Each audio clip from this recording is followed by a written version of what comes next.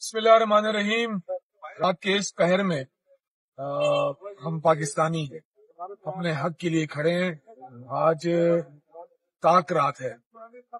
इस election commission ने 8 तारीख को धांधली करके रिजल्ट रोका। 9 तारीख को अपने मनपसंद लोगों को फॉर्म 47 के थ्रू जितवा दिया। फॉर्म 45 के थ्रू तो हम अल्हम्दुलिल्लाह पाकिस्तानी कौम ने इमरान खान के सिपाहियों को मुंतखब किया। आज एक और हमारे एमपीए साहब को हराने की पूरी कोशिश की जा रही है। 100% हरवाने की कोशिश की जा रही है कि वो जो थैले आ रहे हैं उनके अंदर से जो बेल्ट पेपर है उस पे पाकिस्तान तहरीक इंसाफ के जो बोर्ड है उस पे मोहर नहीं है, और जो दीगर जमातों के उसी थैले के अंदर की बात हो रही है, और जो दीगर जमातों के स्टैंप लगे हुए उन पे मोहर लगी है। अब मुझे बताया मैं कहाँ से वो टेक्निकल लोगों को लेके आऊं जो मुझे ये समझा सके कि जी हाँ आपके बैलेट पेपर पे स्टैंप नहीं है तो ये सही है, और उनके बैलेट पेपर पे जो है वो स्टैंप लगी हुई है वो अलादीन के चिराग से लगी। रात के तकरीबन 12:30-1 बजे का टाइम हो रहा है।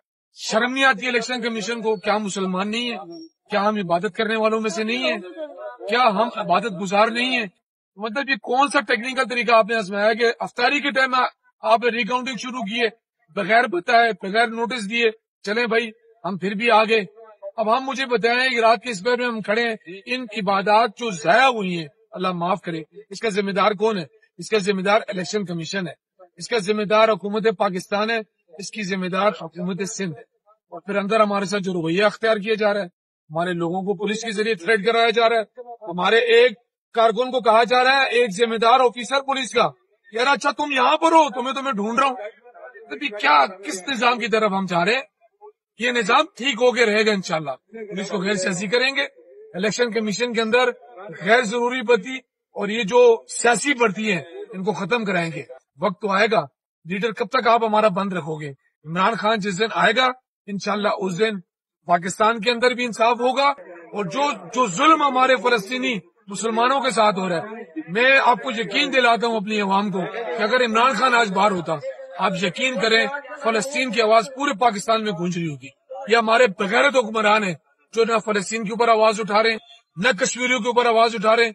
जजेस के मामलात के अंदर हमें उलझा दिए ताकि न हम महंगाई के ऊपर बात कर सके, न हम इलेक्शन कमीशन के ऊपर कोई बात कर सके। लेकिन इतना जुल्म करो जितना बर्दाश्त कर सको। कुफर का निजाम चल सकता है, जुल्म का निजाम नहीं चल सकता।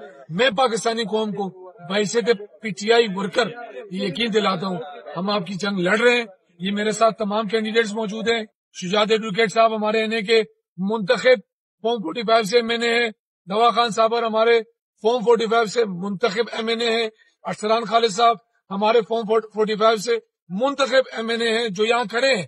जो हम पाकिस्तान तहरीक इंसाफ के वर्कर्स दीगर तमाम हमारे सीनियर कारकुनान यहाँ मौजूद हैं, इस वजह से मौजूद हैं कि PS12 के 112 के जो वोटर्स थे उनके हक पे डाका डाला है। हम डाका नहीं डालने देंगे। अगर आज ये हमारे साथ ज्यादती करते हमें उम्मीद है हम अदालतों में जाएंगे, अदालतों से इंशाल्लाह इंसाफ लेंगे। पाकिस्तान जिंदाबाद।